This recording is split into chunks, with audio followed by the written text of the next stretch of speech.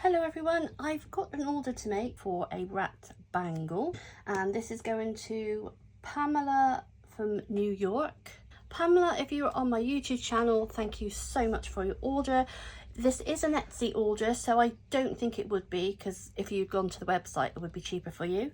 I do have a website, Low Cost Craft Supplies, where you'll find jewellery, craft and jewellery supplies. Everything here will be listed on my website. You want to have a go at making them. Every purchase you make will help the ratties within my care. You don't have to buy anything, just by watching this video, liking this video, leaving a comment. That is how you can support my channel, and I would be so grateful if you can do that. Thank you so much.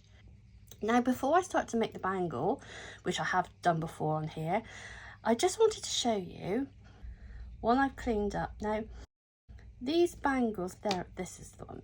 Now, they're silver plated. They do have a slight tarnish on them. It's like, if I say black, but it's not, it's like grey. Now, this is the one I'm going to be using, but it was just like this before. And what I wanted to show you, this was from cleaning this bracelet, and now, being silver plated, on silver jewellery or silver plated jewellery, the black residue that appears on silver is commonly referred to as tarnish.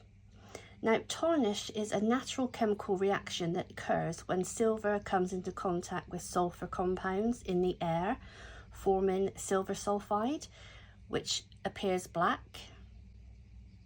So tarnishing is a natural process. It's not a flaw in the silver, but rather a chemical reaction that occurs when silver interacts with sulfur in the atmosphere or on the skin. So how do you prevent tarnishing? While it's a natural process, you can take steps to minimize tarnishing, such as storing silver in a dry, dark place and avoiding contact with sulfur containing substances like some foods, chemicals and skin types. If you have a lot of spicy foods within your diet, that can affect your skin's pH balance. It will come off. If it's not coming off or very hard to come off, all plated jewellery have a base metal. Silver has. Silver isn't 100% silver, it's hence 925. Sometimes people can have a ring and it's gone green. Be the copper, brass in the base metal. And I just wanted to point that out to people, because, you know, sometimes you can think, oh, I bought something that's like, oh, it's tarnishing, it's absolute rubbish. Not at all. In fact, it's showing you that it's actually showing you the silver within your jewellery. So obviously that's the dirty side, this is the clear side. So I'm just going to rub this on here, and then I'm going to go all the way around here. Can you see? Obviously that's the one I started with, and that's all it is to clean it. I just wanted to show you that's fine.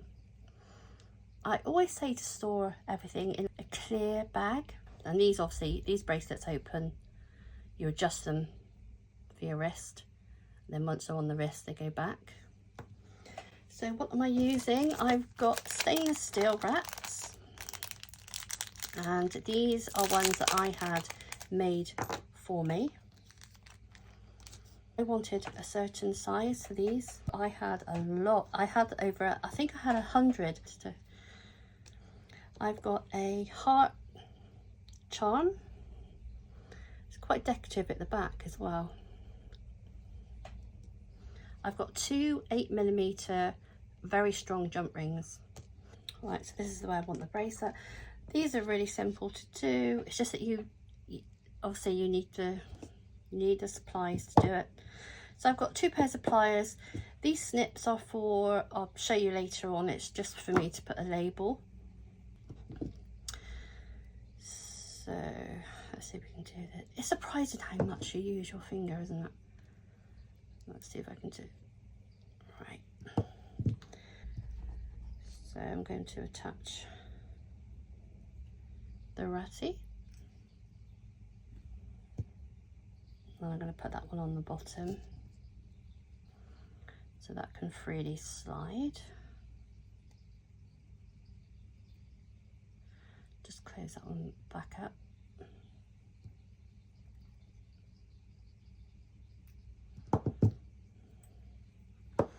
I always say when I sell one of these, when all the fees come out, when I sell one of these bracelets, I know this will mean nothing to you, but what I actually make from these bracelets provides antibiotics, will provide Baytril, which is an antibiotic.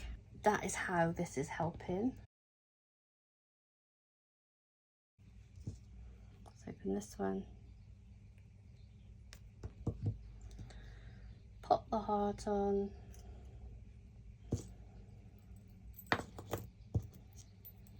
And then this one just goes onto this one.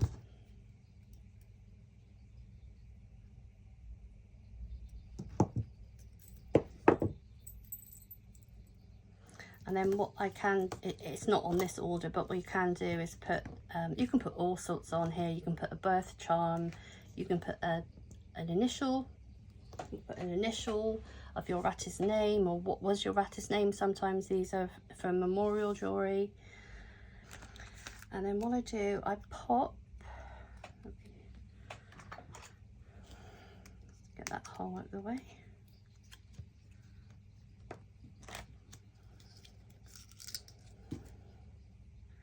Snip.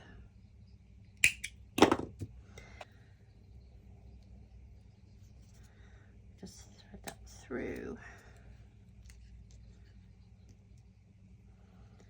And I'm just going to attach.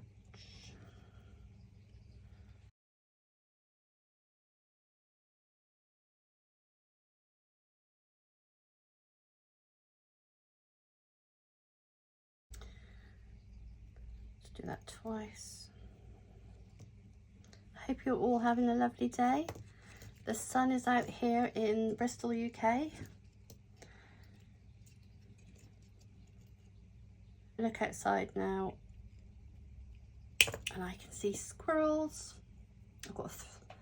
I've usually got 3 squirrels about outside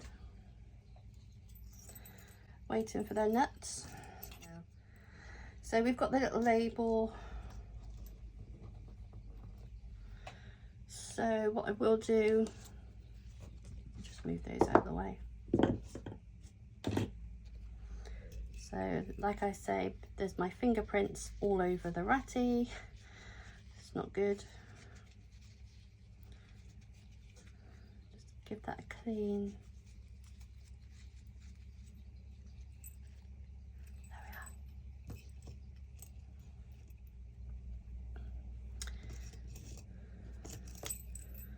Pop it in here. Got some little heart stickers, silver polishing cloth,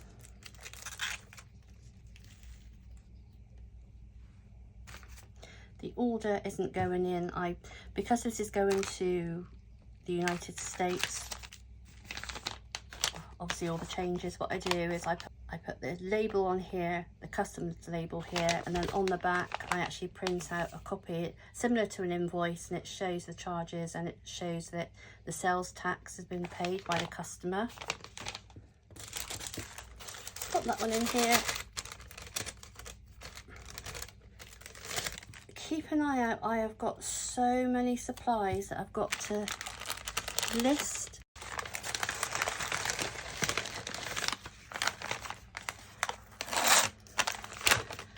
Okay, so I'll go and do those labels and get that one sent out. If you've got this far, please like the video. If you can leave a comment down below, it just gives that algorithm a little nudge. So thank you for watching, take care and happy crafting.